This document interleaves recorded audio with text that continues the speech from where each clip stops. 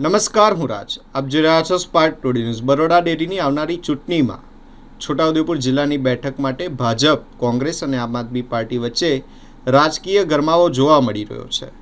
5 બેઠકો ધરાવતા છોટાઉદેપુર જિલ્લામાં 4 બેઠકો બિનહરીફ કરવા ભાજપ દ્વારા તખતો ગોઠવાઈ ગયો હોય તેવી ચર્ચાએ જોર પકડ્યું છે, જ્યારે કોંગ્રેસના દિગ્ગજ નેતાઓ ચૂંટણીમાં ખાસ રસ લેતા નથી તેવું સામે આવી રહ્યું છે.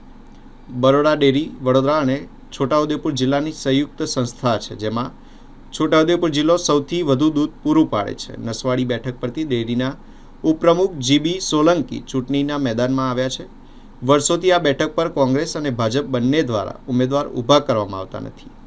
પાવી જેતપુર બેઠક પરથી ધારાસભ્ય રાજેન્દ્રસિંહ મોહનસિંહ રાઠવાના મોટાભાઈ રણજીતસિંહ મોહનસિંહ રાઠવા ચૂંટણી લડી રહ્યા છે. તેમના રાજકીય અને પારિવારિક સંબંધોને કારણે કોંગ્રેસ અહીં ઉમેદવાર ઊભો રાખતી નથી તેવી ચર્ચા છે.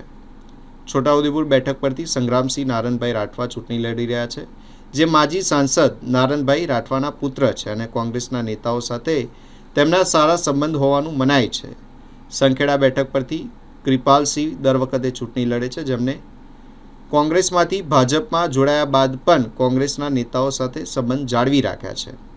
જિલ્લા કોંગ્રેસ પ્રમુખ શશિકાંતભાઈએ જણાવ્યું કે નસવાડી અને છોટાઉદેપુર બેઠક માટે હજુ ઉમેદવાર મળ્યા નથી, જ્યારે માજી વિપક્ષ નેતા સુખરામભાઈ રાઠવાએ બરોડા ડેરી ચૂંટણી મુદ્દે કોઈ મગજમારી ન કરતા હોવાનું જણાવ્યું છે.